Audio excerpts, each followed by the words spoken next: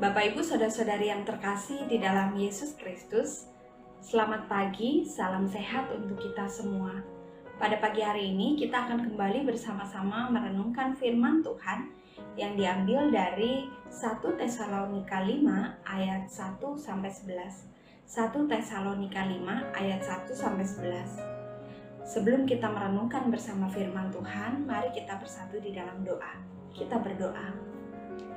Tuhan Yesus yang baik, kami bersyukur untuk hari yang baru, pagi yang baru yang Tuhan sediakan untuk kami. Dan saat ini kami mau bersama-sama merenungkan firman Tuhan. Tuhan yang pimpin, Tuhan yang urapi kami dengan Roh Kudus-Mu, agar kami boleh sama-sama memahami apa yang menjadi isi hati Tuhan melalui firman Tuhan ini. Di dalam nama Tuhan Yesus Kristus, kami telah berdoa. Amin. Bapak Ibu, saya akan membacakan 1 Tesalonika 5 ayat 1-11 untuk kita semua. 1 Tesalonika 5 ayat 1-11. Berjaga-jaga.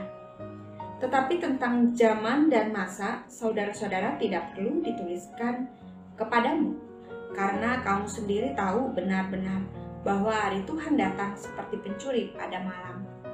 Apabila mereka mengatakan semuanya damai dan aman, maka tiba-tiba mereka ditimpa oleh kebinasaan, seperti seorang perempuan yang hamil ditimpa oleh sakit bersalin.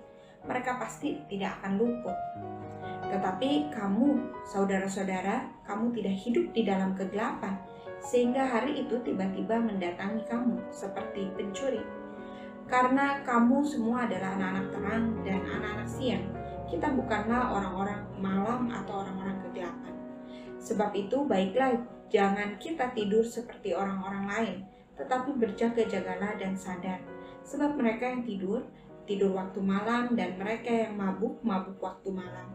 Tetapi kita yang adalah orang-orang siang, baiklah kita sadar, berbaju ziarahkan iman dan kasih, dan berketopongkan pengharapan keselamatan.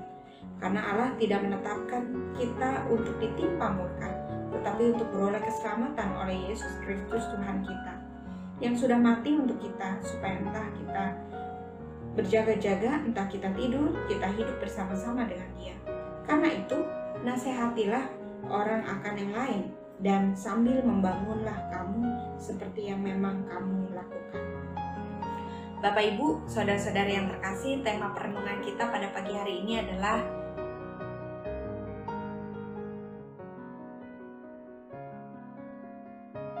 mengenai kedatangan Kristus yang kedua, selalu membangkitkan pertanyaan, kapan hal itu akan terjadi? Pertanyaan yang didorong oleh rasa ingin tahu ini seringkali memunculkan berbagai pendapat yang spekulatif mengenai waktu kedatangan Kristus yang kedua. Demikian juga dengan jemaat yang ada di Tesalonika. Mereka memiliki banyak pertanyaan menyangkut hal ini. Mereka ingin tahu mengenai kapan pengangkatan itu terjadi. 1 Tesalonika 5 ayat 1-11 merupakan kelanjutan dari paparan Paulus dalam suratnya ini mengenai kedatangan Yesus yang kedua. Setelah menjelaskan keadaan orang-orang yang telah meninggal pada pasal sebelumnya, Paulus juga merasa perlu untuk menegaskan mengenai waktunya. Tampaknya Bapak Ibu, keingintahuan jemaat Tesalonika tentang arahan atau petunjuk mengenai waktu kedatangan Kristus sangatlah besar, sehingga membuat mereka sering bertanya-tanya. Menjawab hal itu, maka dalam pasal kelima ini, Paulus memperingati mereka mengenai pengetahuan akan zaman dan masa. Sebaiknya tidak perlu untuk ditulis, seperti halnya yang ada di ayat 1 ini. Mengapa demikian? Karena zaman dan masa tidak dapat diperkirakan atau dipelajari melalui dari segi ilmu apapun. Bahkan sekalipun Paulus yang mampu berbicara banyak mengenai kedatangan Kristus yang kedua kalinya kepada berbagai jemaat di Tesalonika, ia tetap tidak mampu untuk menjabarkan mengenai perihal zaman dan masa tersebut secara detail.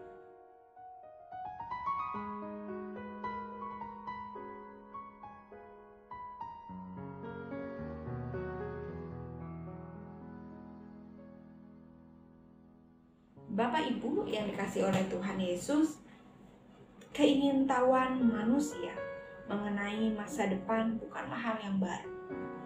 Ada berbagai macam usaha yang dilakukan oleh manusia agar mereka dapat mengetahui masa yang akan datang, seperti melalui horoskop, astrologi, dan ilmu ramal. Bahkan rasa penasaran manusia itu juga merambat mengenai kapan datangnya hari kiamat.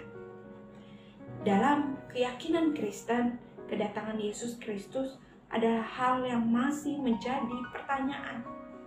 Meskipun Alkitab dengan jelas mengatakan bahwa kedatangan hari itu tidak ada seorang pun yang tahu, tak bisa dipungkiri jika masih ada orang Kristen yang terus bertanya-tanya dan bahkan mencari tahu mengenai kedatangannya kapan.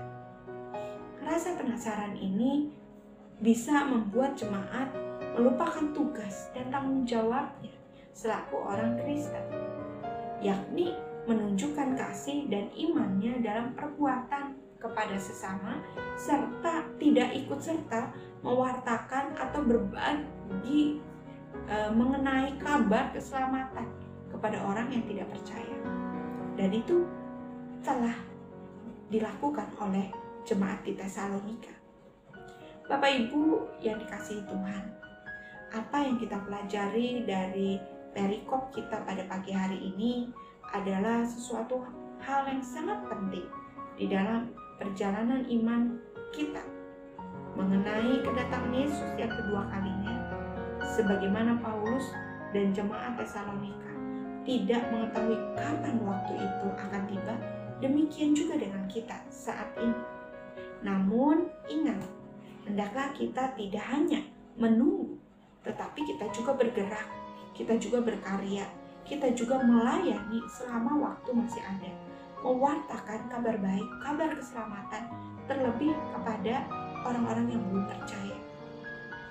Kita adalah anak-anak terang dan sangat berbeda dengan anak-anak gelap. Kita bukan hanya berpaku tangan menunggu atau bahkan bertanya-tanya kapan waktu itu akan tiba. Kita bukan hanya duduk menikmati bahwa selaku orang Kristen keselamatan itu sudah ada di genggaman tangan kita. Tetapi selama waktu itu masih ada, kita harus saling membangun satu dengan yang lain, saling mengasihi dan mewartakan kabar keselamatan, baik kepada orang yang belum percaya ataupun mereka yang masih ragu-ragu. Nah, saat ini melalui firman Tuhan dari 1 Tesalonika 5 ayat 1-11, kita diingatkan, mari kita selalu siaga berjaga dan setia berkarya sambil menunggu kedatangan Kristus kembali. Tuhan Yesus memberkati kita semua. Amin. Mari kita bersatu di dalam doa. Tuhan Yesus, kami bersyukur di hari yang baru ini kami diingatkan bahwa kami harus selalu siap berjaga dan setia berkarya di dalam Tuhan untuk menantikan kedatangan Kristus kembali. Tuhan, mampukan kami mengisi hari-hari yang Tuhan percayakan. Biarlah semua isi waktu itu adalah hanya untuk memuliakan nama-Mu. Hari ini kami mau memulai segala sesuatunya. Tuhan yang jaga, Tuhan yang pimpin kami. Terima kasih ya Tuhan. Di dalam nama Tuhan Yesus Kristus kami berdoa. Amin.